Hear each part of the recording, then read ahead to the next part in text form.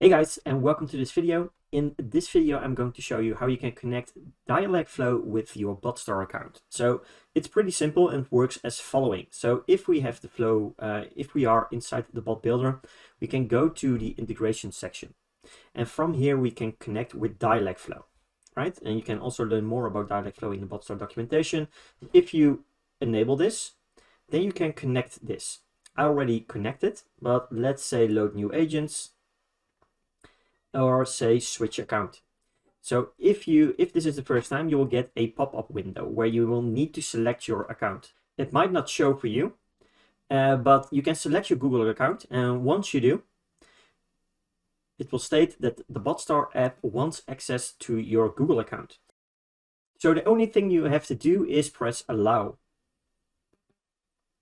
This will load in the default agent, and from here you will be able to select your agent list. So for me, that will be just the Mark Vandermeet. That's good for now. And then you will have your account connected with Dialogflow.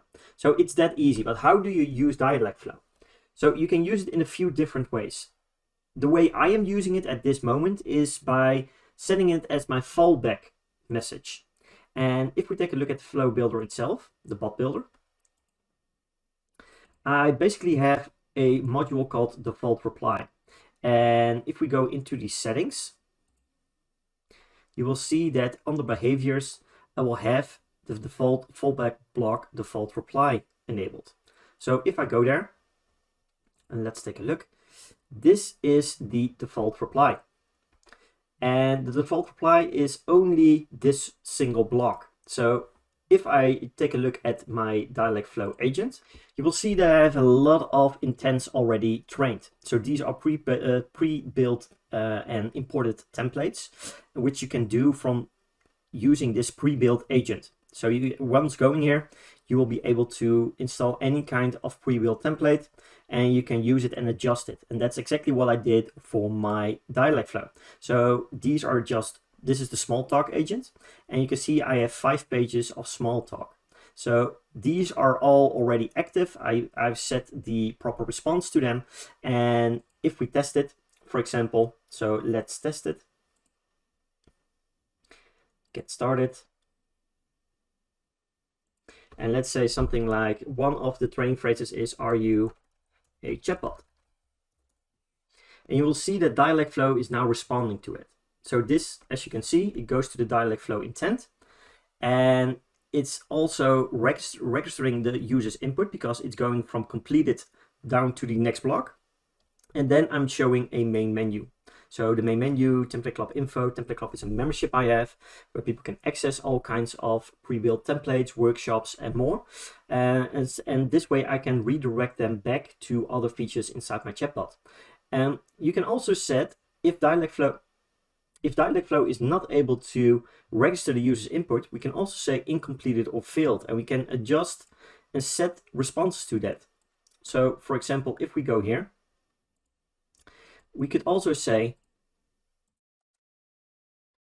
so this is a simple reply. You can also set if Dialogflow is not able to respond or the intent is incomplete. So let's both drag incompleted and failed to these blocks.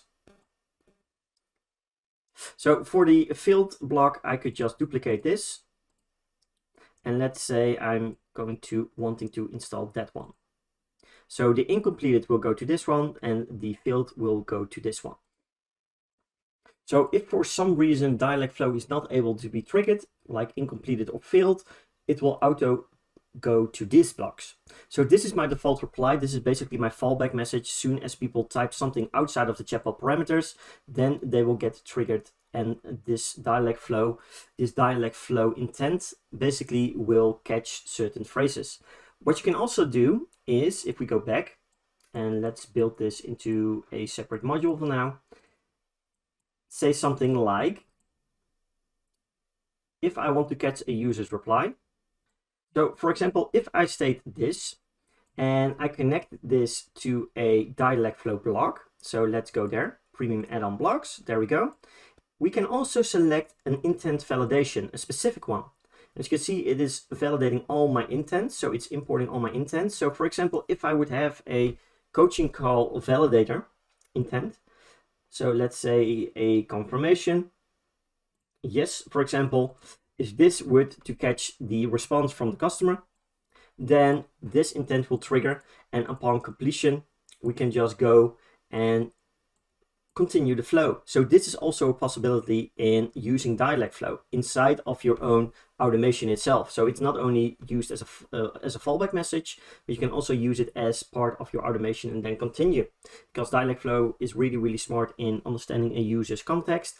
And this way you will be able to catch a user context, get certain parameters, and then pass it over to Dialogflow, and then pass it over to BotStar to continue.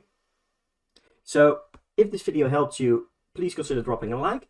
And if you want to be notified of more videos coming out really, really soon, almost on a weekly basis, then consider pressing the subscribe button and the notification bell to the right of that. So for now, have a great day, and we'll talk soon.